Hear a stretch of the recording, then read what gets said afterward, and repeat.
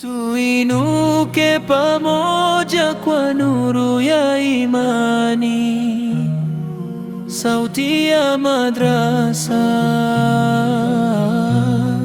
sauti ya madrasa, sauti ya madrasa. Elimu, Qurani, malezi, uongofu. Hii ni sauti ya madrasa.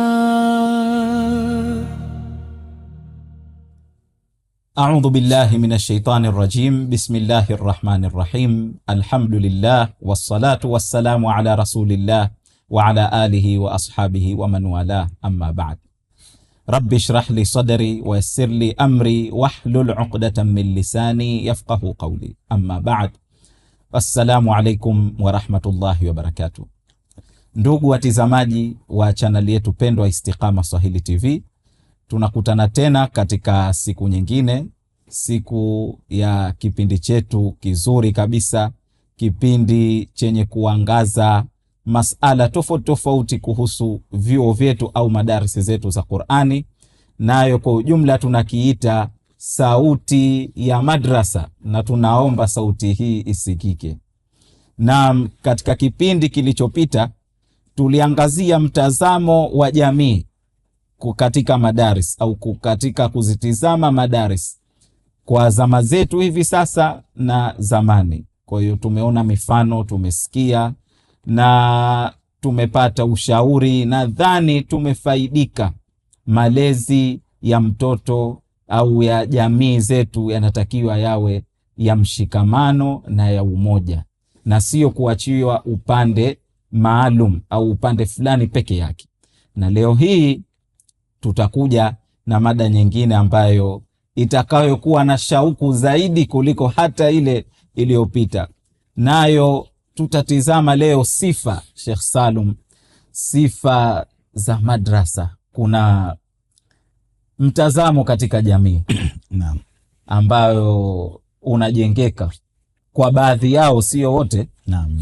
Wanasema kwamba mimi mwanangu nataka nimpeleke madrasa ambayo ina Qur'ani tu peke yake. Naam. Sitaki ashughulishwe na hadithi, sira, wala tarbia, wala masomo mengine, wala tafsiri, wala kitu chengine. Na wakati mwingine mzazi pengine anakuja, nyinyi madrasa mna ratiba zenu, mna silabasi yenu pale, atakuja atasema mimi mtoto wangu ni Qur'ani tu asomeshwe. Vingine hivyo, mimi nataka Qur'ani. Naam. Kama ni kuhifadhi, hebu tufahamishe, mna maoni yani au mtazamo gani nyinyi kama walimu katika jamii kama hii? Bismillahirrahmanirrahim. Kwa kweli huo sio mtazamo sahihi. Naam. Katika mtazamo wa dini yetu ya Kiislamu na tabia za Kiislamu. Naam. Kwa sababu hata hao maswahaba ridwanullahi alaihim hawakujifundisha Qur'ani tu, bali walikuwa wakichukua mwongozo kutoka kwa Mtume sallallahu alaihi wasallam. Na vile vile kuna hiyo Qur'ani walikuwa wakienda kwa Rasulullah akitaka ufafanuzi kuhusu baadhi ya aya. Kila sahaba amefahamu vyake, kile pale anataka kufafanuliwa, hapa Rasulullah hapa ni vipi, hapa ni vipi, hapa ni vipi, mpaka ikawa Ibn Abbas Ibn al-Quran Bahri al-Umma, yeye akawa baadhi ya aya yeye ndo anazichambua zaidi. Kwa sasa ukisema kwamba mzazi akisema kwamba mimi nataka Qur'ani tu, hatuipatia ufumbuzi wote, hatupata hadithi, hatupata maana halisi ile Qur'ani, kwa kweli itakuwa ni hasara kubwa. Itakuwa nasoma Qur'ani, anawezekana hata akahifadhi Qur'ani yote, lakini akhlaqi za Qur'ani hazipo. Kama anavyohifadhi Mayahudi, Manasara wanahifadhi Qur'ani, lakini kuhifadhi kwao ni lengo kutaka kuchallenge na wale utashwishi kwa wengine. Lakini sasa Qur'ani ili mtu ahifadhi uzuri, imathir ile Qur'ani yenyewe ina athari.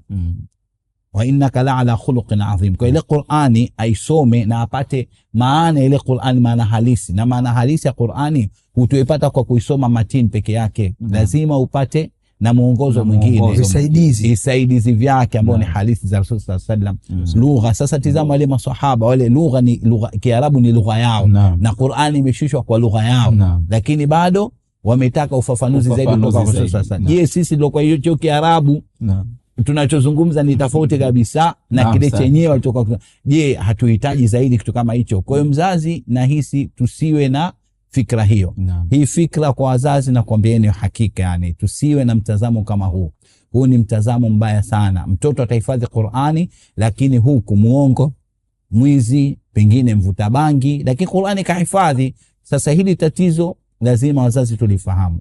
Tusiwe na mtazamo kama huu wa kwamba Qur'ani tu inatosheleza. Hichi kitu sio sahihi. Tuje kwa Sheikh Rashid hapo. Naam. Umeletewa mtoto hai. Mzazi amekuja, mimi mtoto wangu nataka Qur'ani tu. Subhanallah. Unamfahamishaje huyo mzazi alikuja mpaka aelewe kwamba hii elimu haihitaji Qur'ani tu, kwamba mtoto anasoma sauti nzuri au amehifadhi juzu 30, bali kuna vingine vinatakiwa viwepo katika kulifikisha lile lengo ambalo tutakuja kulizungumzia hapo baadaye. Naam. Tunarudi kule katika kipindi cha kwanza, mtazamo wa jamii katika madrasa. Naam. Yani katika mtazamo baadhi ya jamii, mtazamo ni finyu, mdogo. Haufahamu nini madrasa katika maisha ya mwanafunzi. Natoa mfano kabla kujibu swali. Mfano Ustadh Mudaththir, huyo mwanao mpeleka Marekani. Ndio. Tukia mdogo. Sasa akawa anaomba, kuna mzazi wako yupo Afrika anaishi Unguja. Sasa yeye hajui Kiswahili. Akaandika barua kwa lugha ya Kiingereza. Akabana Ustadh Mudaththir, bana mwanao katuma barua huyo.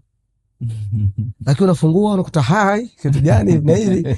Sasa kile ukisoma lugha gonga, una kusoma ya Allah ukajifundisha English kwa ajili ya kusoma barua. Kwa unaisoma unaifunga, unaisoma unaifunga, unaisoma unaifunga.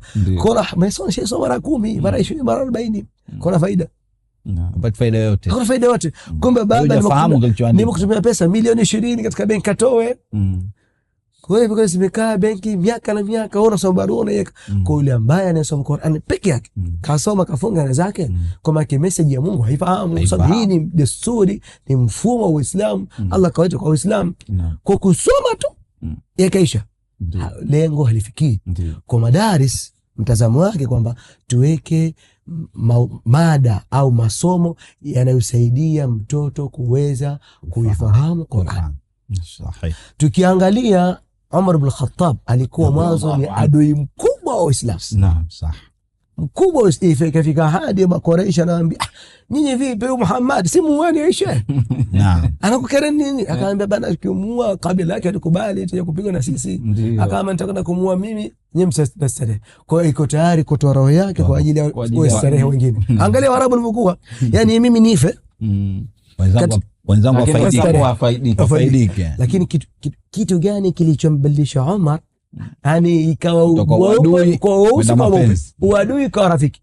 Tena rafiki mkubwa. Ni aya chache tu. Innani ana Allah la ilaha illa ana fa'budni wa aqimis salata lidhikri. Mtu anasoma zile aya zinaingia, tudhani kwamba mtu anakunywa maji ya baridi ya wastani baada ya kazi ngumu, jua kali. Muislamu akawa Muislamu. Sasa leo mtoto hujampa visaidizi vya kupata uladhi ya Qur'an. Ndio kama Musa Salim, mtu kaifadhi juzu 30 yule, lakini mwizi wapo au mtu anakuna kosha Salim bana. Salim anaozesha binti biharusi kaifadhi juzu 30. Lakini baada ya mwezi ipo kwao. Kwa mtazamo anaona fahari kaifadhi juzu 30. Mungu mzushi, hajui, hana tabia hata moja katika tabia za Qur'an. Anasoma wa innaka ala khuluqin adhim. Kunu ma'as sadiqin alladhina amtaqullahu kunu ma'as sadiqin qawla zur.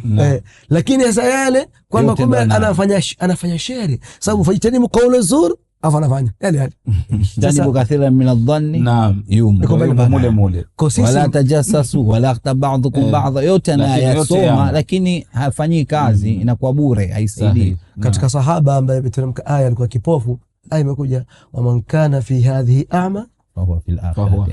Akafahamu kwamba mekipofu, akaenda kwa Mtume sallallahu hapa upofu gani? Upofu wa moyo, lazima pate ufufuzi. Sasa kwa masahaba wa sallallahu wanasema Kiarabu anajua mtu fasaha, lakini bado baadhi ya aya zinahitaji fasaha. Kwa watoto hawa wanahitaji tafsir, tafsiri, wanahitaji sira Mtume sallam. Bi Aisha akasema Mtume kwani khuluqun kana Qur'an yamshi ala al-ardh, kwamba ilikuwa ni Qur'ani Mtume sallam maka anayetafsiri Qur'ani kiuhalisia. Sasa mtu asome sira Mtume, tusome hadithi, tusome fiqh. Allah anasema, wanasema kwamba simamisheni sala. Vipi kwa tuisimamishe hivi, tuichukue kama gongo? Lazima Qur'ani na tafsiri kuchambuliwa kwa haya masomo mengine, yani masomo ambayo ni vitoto vya Qur'an. Maana ni mtu anaposoma fiqh, maana anasoma Qur'an, anasoma sira, anasoma Qur'an. Sasa hapo tusijitetee sisi tu upande wa walimu. Naam, kuna mzazi pengine au asilimia kubwa ya wanafunzi anakuta wale watoto hawajafaidika chochote na vile wanavyosomesha, hayumo kwenye sira, hayumo kwenye fiqhi, hayumo na mzazi wakati mwingine anajua mimi mtoto wangu anafahamu, ndio, au kabla ilikuwa hivi, lakini kukatokezea mabadiliko yakawa hivi. Labda inategemea syllabus, labda au walimu wenyewe wanaofundisha, au kitu gani maustadhi zangu. Naam, hapo tunaweza tukasema kwamba mtoto hafahamu kwamba kwa nini haendelee mbele, hafahamu hilo. Aghlabu inakuwa sio tatizo la mwalimu. Nasema ni sio tatizo la mwalimu, kwa sababu mwalimu wa kweli hasa kwanza anakuwa anatizama wale wanafunzi wake wote, na kila mmoja anamjua kile kipaji chake. Kwa mzazi anaweza akasema mimi mtoto wangu anafahamu, pengine kufahamu yake anahifadhi nyimbo kwa siku moja, anahifadhi mambo alikuwa, kwa anasema mimi mtoto wangu anaufahamu mzuri. Akizama TV mchezo mara moja anaufahamu wote na mpaka mwisho. Kwa nini uko chuoni mseme mtoto wangu hafahamu? Kwa sababu CD ukisha kuirekodi jambo zuri haliwezi tena kuingia jambo baya, na ukisha kurekodi jambo baya Qur'ani haiwezi kuingia. Kwa lazima asifahamu, kwa sababu nyumbani kidogo nakuwa anapo uhuru mkubwa. Kwa mzazi tunamkubalia kweli mtoto wako ufahamu wake mzuri na hifadhi yake ni nzuri, lakini huku kichwani kuna vitu vingine, ndani ya moyo kuna vitu vingine. Kwa hiyo ili mtoto tumweze tuende naye kwamba Qur'ani iwe ndani ya kifua chake, kwanza hivi vilivyokuwa ambavyo havifai tuvitoe. Haiwezekani huku mtoto chamsomesha Qur'ani akitoka mlangoni tu anaanza kuimba, huyo anakwenda zake kwao. Kwa ina maana kilichoko moyoni mwake sio Qur'ani, ni zile nyimbo. Kwa hiyo tumathiri ile Qur'ani, ni kivuli, tunasema kimekaa cha Qur'ani, kivuli cha Qur'ani. Amehifadhi sawa, anasoma aya yote tunamtajia, anaisoma bila mashaka yote. Kwa hiyo mpenzi mtazamaji, tunafaidika hapa kwamba mtu au mlezi yoyote yule katika jamii asipeleke lawama tu kwa walimu. Maana kuna wengine hapa wanapeleka lawama tu kwa walimu, hawafundishi vizuri, hawafahamishi vizuri, tunalipa 5,000 tunalipa 10,000, lakini tunatakiwa tutizame, je, huyu mwanangu ana kipi ambacho anachokifanya sawa? Kuna yepi ambayo unayofanya? Pengine anasikiliza muziki, ndio gemu, akitoka kishaivua kanzu kwenye gemu, mipira. Siku hizi kuna kubeti na mambo mengine, yote yanaharibu, yote ambayo yanaharibu. Mzazi tunatakiwa au mlezi tuwe makini na jambo kama hili. Naam, Sheikh Rashid. Sasa Mudaththir hapo katika jambo hili Salim na cha kuongezea, mzazi nataka kila mzazi alike swali lake ukumbini. Mwanangu asipofahamu physics na mtafutia tuition. Halaumu skuli kama hamsomeshi skuli gani yeye. Asipofahamu mathematics anafahamu somo langu somo fulani lazima nimpeleke skuli. Na wengine baki Arabu, ndio somo la Kiarabu anampeleka skuli. Lakini madrasa ya kufahamu skuli alipa 300 hana tatizo.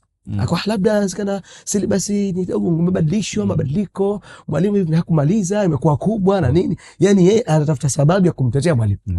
Lakini mwanafunzi wake anakwenda madrasa kwa wiki mara moja mara mbili, anamlaumu mwalimu na mwalimu mkuu na madrasa moja kwa moja. Amemwekea tuition ya mwanafunzi wake kwa ajili ya kumfahamisha masomo ya ziada haitopita. Huko skuli halaumu.